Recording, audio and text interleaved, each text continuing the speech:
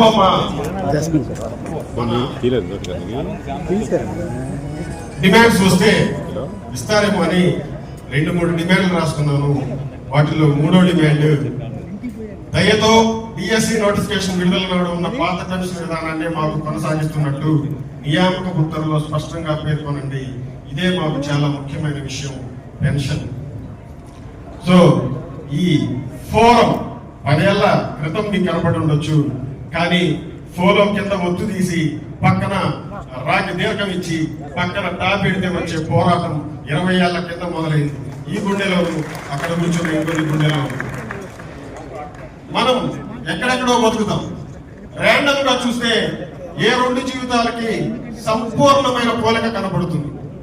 అలా 2-3 జీవితాల సంపూర్ణమైన పోలికతో నేనెక్కడో పనిచేస్తున్నాను, ఇంకొకరు ఎక్కడో పనిచేస్తున్నారు.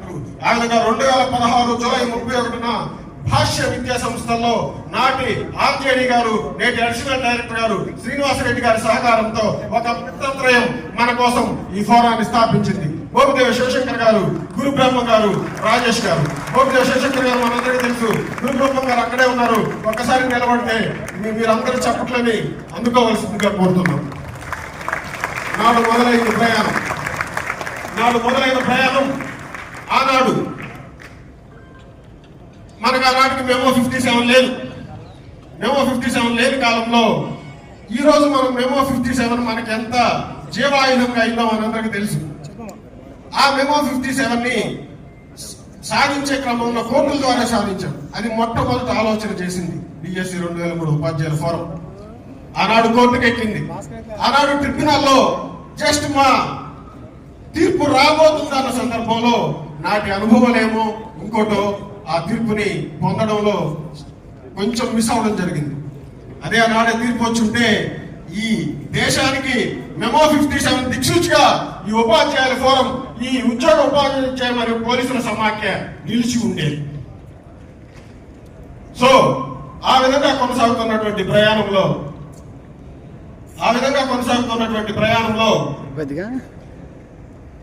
మనం అందరం 2019 ఎలక్షన్ ఎదుర్కొన్నాం. ఆ ఎలక్షన్ సందర్భంలో నాటి ప్రధాన పార్టీ, ఆ తర్వాత అధికారంలోకి వచ్చిన పార్టీ ఓపీఎస్ ని రద్దు చేస్తానని మనకి హామీ ఇచ్చారు. హామీ ఇస్తే నమ్మి ఆ రోజు ఇదిగో ఇట్లాంటి ఆ కోర్టుకు వెళ్ళడంలో, ఆ తీర్పు రావడంలో మనం చేయాల్సినటువంటి కొన్ని కష్టాలు ఆగాం. ఎందుకు అటువంటివి, వీళ్ళు ఓపీఎస్ ఇస్తున్నారు కదా అనే ఉద్దేశంతో. సరే, ఈ 2019-24 గురించి మనం ఏం చెప్పుకున్నా, ఎంత చెప్పుకున్నా తప్పే, అసలు చెప్పుకోవాల్సిన అవసరం లేదు. అందరితో పాటు మనం కూడా పోయా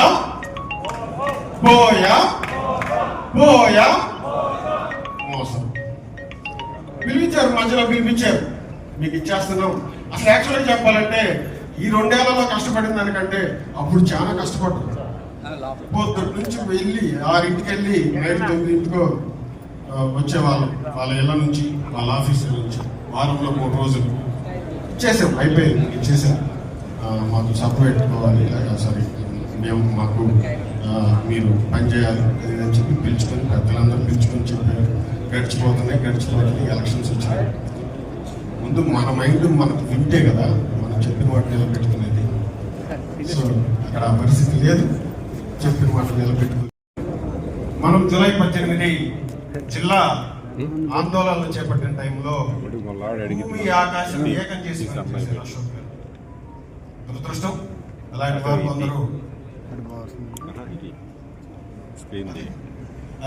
కొందరు మన మధ్య లేకపోవడం, అలాంటి వారి ఆత్మకి శాంతి కలిగించాలని, అలాంటి వారిని ఈ పెద్దల గుండెలు తలుచుకుంటే వారికి సద్గతి ప్రాప్తిస్తుందని వేడుకుంటూ మనందరం 1-2 నిమిషాలు వారి కోసం మౌనం పట్టింది.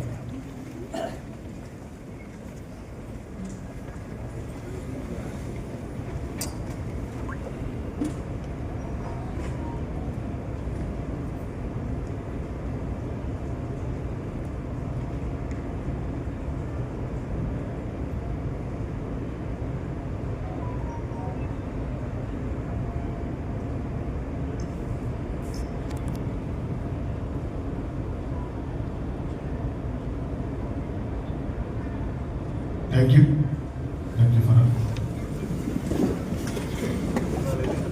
అమర్ రహే పోరాట యోధులారా, అమర్ రహే పోరాట యోధులారా, అమర్ రహే అశోక్ గారు, అమర్ రహే మీర్జాలి అబ్బాస్ గారు, అమర్ రహే. మీ కష్టం, మీ పోరాటం మమ్మల్ని ఇక్కడికి చేర్చింది. మీ కుటుంబాలను మేము సాధ్యమైనంతగా మన చంద్రబాబు నాయుడు గారి నాయకత్వంలో, మోడీ గారి విధాన నిర్ణయంతో, లోకేష్ గారి ఔదార్యంతో, పవన్ కళ్యాణ్ గారి చొరవతో, ఆర్థిక మంత్రి గారి పాయింట్ ఆఫ్ కాంటాక్ట్ తో ఇప్పించారు. మేము ఉడతాభక్తిగా ఉండి ఆ ఫలాలు మీ కుటుంబాలకు అందేలాగా చేస్తామని ఈ సందర్భంగా విన్నవించుకుంటున్నాం.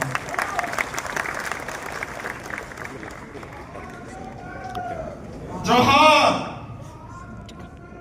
జోహార్. Thank you sir. మీ మౌనానికి, మీ క్రమశిక్షణకి ఏమాత్రం అవకాశం ఉన్నా ముందు 4 లైన్ల వాళ్ళు కొంచెం వెనక్కి వెళ్ళవలసిందిగా కోరుతున్నాం. ఈ వైపు మనకు మీడియాకి కేటాయించబడింది కాబట్టి నిదానంగా సౌండ్ లేకుండా లేచి మాత్రమే వెళ్ళండి.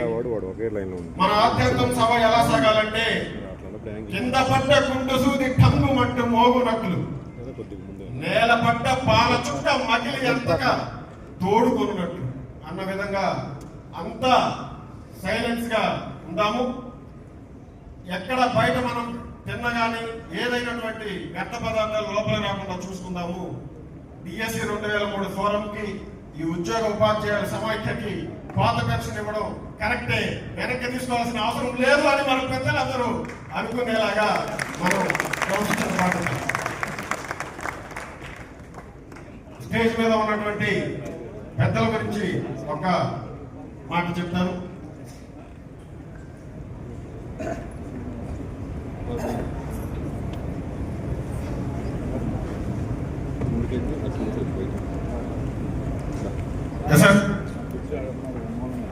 ఒక చిన్న మాట మాత్రం చెప్పాలనిపిస్తుంది.